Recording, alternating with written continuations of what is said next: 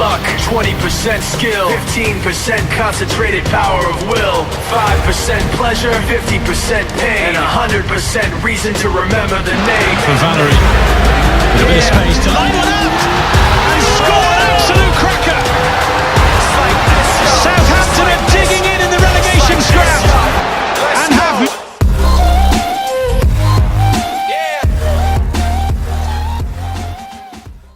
Ladies and gentlemen, welcome back to episode number 2 of the Rooster Waddle Uprising career mode in FIFA 19 with Southampton. And if you don't know what this is, I explained exactly what this career mode is going to be and what it holds last time, explaining what the Uprising means and what everything is. But basically, if you weren't there, the Uprising is a simple concept, just playing with extremely difficult sliders due to the fact that FIFA 19 Ultimate, even with Ultimate, seems still pretty easy. So, I want a real challenge, and I wanted it to, as it's the end of the year, and the Premier League was such a roller coaster of a campaign this season. I thought, why not, and make it realistic and actually take a team and actually achieve something. Actually experience a struggle and push through things, right? Push through barriers. And basically, what you see me doing right now,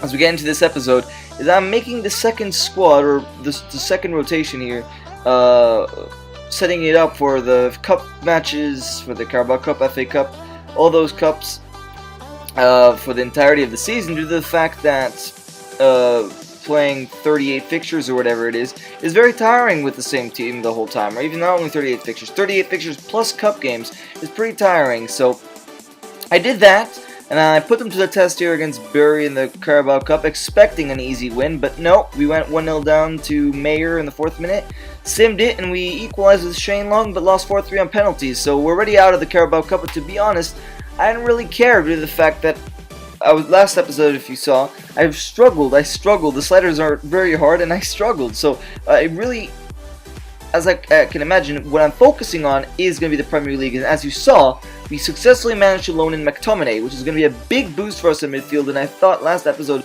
plus including a striker, I thought we needed more, bossy midfielders, stronger midfielders, players who are going to get into tackles and win the ball back. We need more players like that, due to the fact that after selling Oriol Romero, we're kind of lackluster in that position. So as you can see, I'm changing the lineup here, playing against Crystal Palace away for our first game of the episode, putting McTominay in the substitutes. Let's see if he might get on, might not. Changing the lineup here a bit.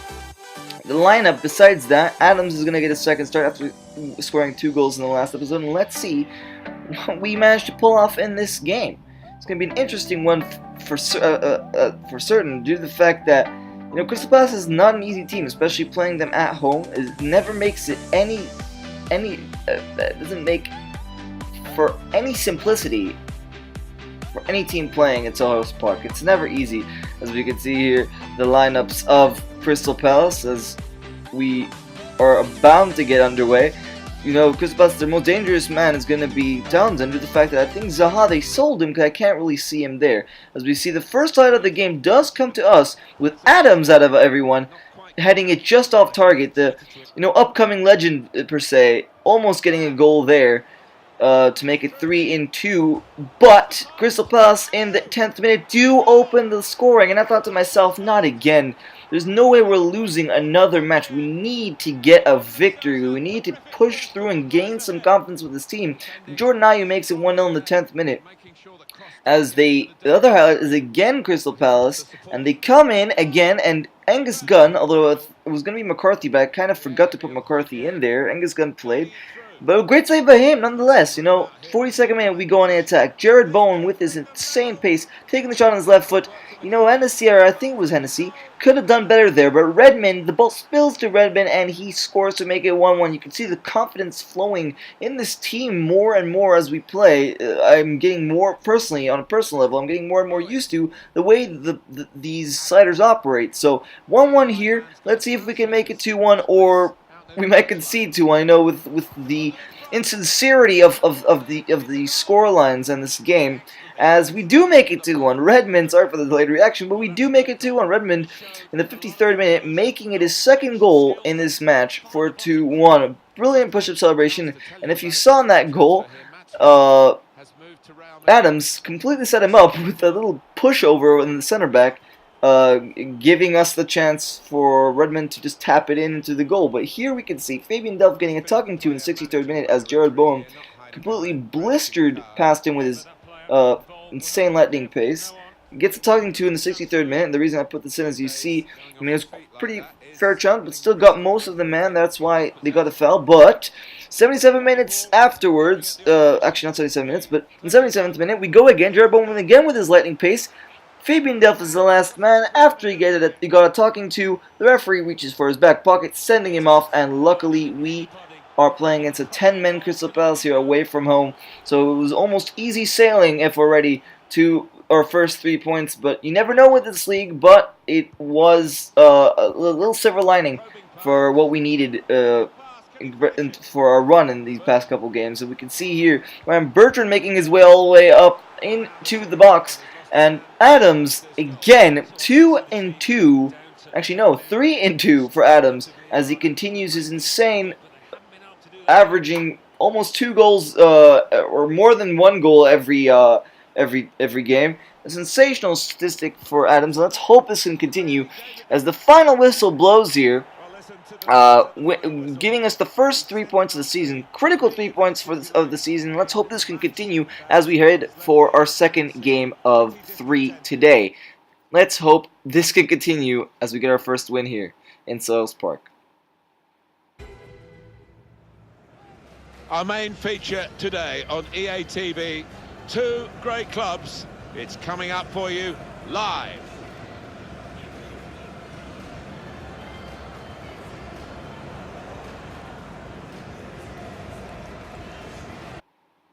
Yes, so the second game of three today is against Brighton at home in St. Mary's.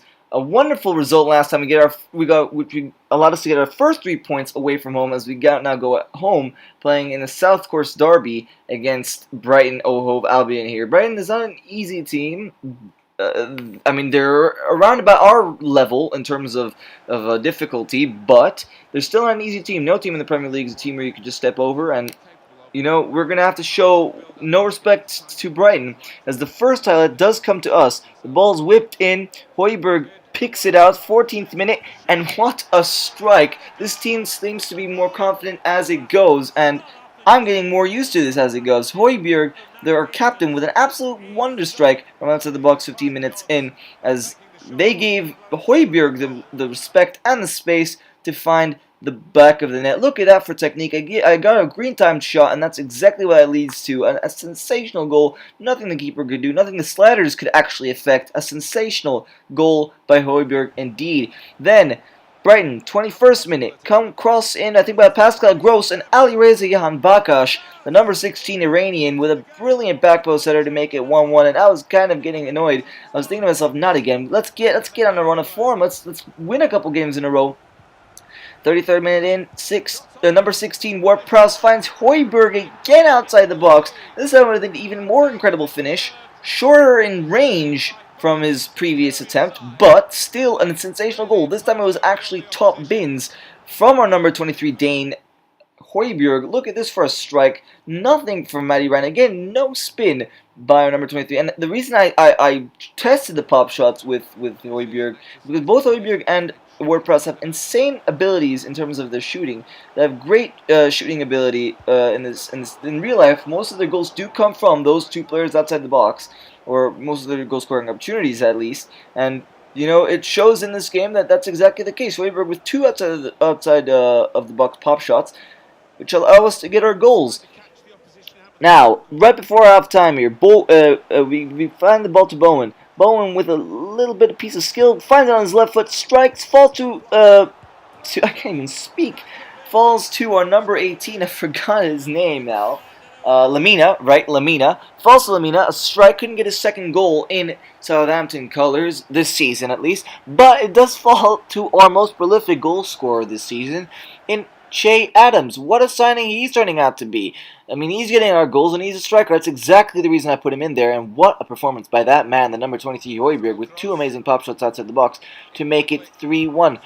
Easy sailing, or that's what at least I thought, as a couple minutes into the second half, Brighton Hove hit the post, and I knew that to ensure this win, we needed to get one more goal, and what a goal that was. 70th minute. An insane pop shot again outside the box, this time by Che Adams. No chance for the goalkeeper, and goals he celebrates his substitutes, and the fans go mental. A young star is born, you can say, here in St. Mary's, as our number 24 gets his 5th goal of the campaign to make it 4-1 to Southampton. In the final moments of the game, 83rd minute, Dan James, we brought him on, one of the signings we signed in the summer, but he didn't really manage to make that opportunity, as the score remained 4-1 here as we get our second set of 3 points in the same amount of games. A sensational run of results currently in this episode, in comparison to the last episode, that is. 7 goals in 2 games from us. Let's see if we can somehow manage to do that in our third and final game of the episode against Liverpool. It's not going to be an easy task. McTominay, although he hasn't really been featured in the highlights of this video, he still had made a big part to play coming off as a substitute that you haven't seen. Great tackles by him, a great defensive contribution by him, a contribution that was well-deserved and well-shown in our 2 wins that we've had this episode. And this is not an easy result, not an easy game. None of these games that we have are going to be easy, and that's what we're going to have to learn. Burnley, we can see they're sitting in 4th, a surprising outcome in the beginning of the Premier League season, but we're sitting in 8th, from 18th last episode, or 19th, to 8th. So at the beginning of the Premier League, the positions fluctuate, and that's what we can see here. Liverpool with a very strong starting 11, their strongest starting 11, if you ask me. You know, it's not going to be an easy task, but 2 minutes in, we gain the possession of the ball. Great use of space, you know, pulling players out of position for Liverpool, as Jan Bednarik finds himself all the way forward to Lamina. Picks out the ball, wins it back.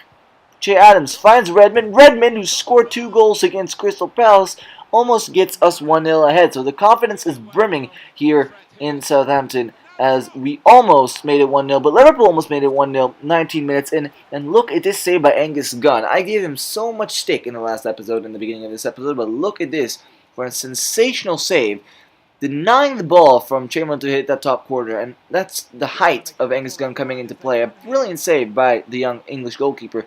As 40 minutes in, look at this for classic Liverpool play. Firmino makes his way inside, back heels it to his strike partner, Mane. Mane finds Keita. Keita just turns, finds it into Fabinho. Fabinho passes it. You know, look at this possession play. Fabinho into Firmino. Firmino with the space. And you know that whenever you play against a team like Liverpool or City or any of the top 6 in that fact, you cannot give them the space. And that's what Firmino utilized, which allowed him to score and get the ball into the top corner. So 1-0 to Liverpool here in Anfield. Nothing out of the ordinary here, that's for certain.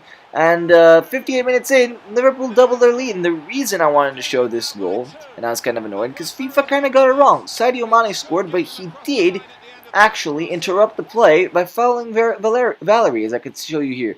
He came in, tackled him, which made Valery lose his positioning, and Sadio Mane had a free pass to goal. So 2-0, unlucky there. I should have gone a foul. I was kind of annoyed, but we didn't. 70th minute, I did make substitutions, as we had to go all out attacking, because, you know, there's nothing we could sacrifice in this game. We brought on Ings and Bowen onto the right, playing a 4-2-4.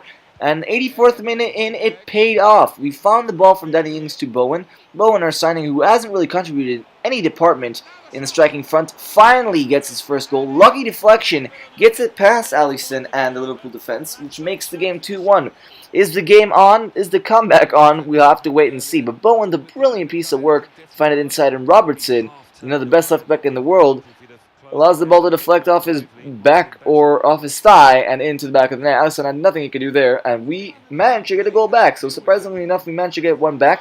88th minute though, is it gonna be Jared Bowen? Van Dijk beats him. You know, Van Dijk, the best center back in the world, so hard to beat. Bowen trying to make the best out of the chance he possibly have here, making a couple skill moves, beating the same player a couple times, but Che Adams couldn't win the header. So we gained the ball back here. Ward-Prowse, a couple chances towards the end of the game. Højbjerg, the man who scored 2 outside the box last time, takes a pop shot. And look how close that was. If it wasn't, if I think it was Rugani didn't put his foot there, that was the goal. Look at how accurate. That is our number 23. As we get our final corner of the game, can we put it in the back of the net? We'll just have to wait and see. The ball found into Buffal. Buffal try to beat Van Dijk. Never going to happen. And that is that. As the referee's about to blow. There we go. That is that.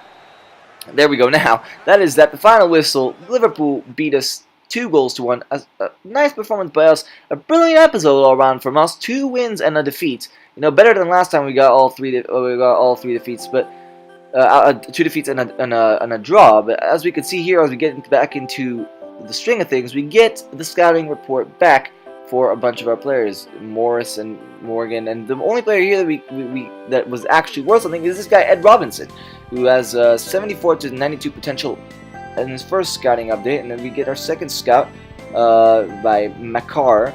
And he gets a bunch of Irish lads that really did not pay the bill. But overall, that will be it for this episode. I hope you guys all enjoyed. It was me, Rooster Waddle here.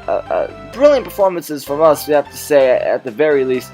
As we see, we got one guy, this guy Brendan Quinn, who we signed. But overall, this is going to be it for this episode. I hope you guys all enjoyed. I hope you leave a like and subscribe and turn on the notifications, as next game we're going to face Wolves in our battle to keep in that top half. I hope you guys all enjoyed, and peace out.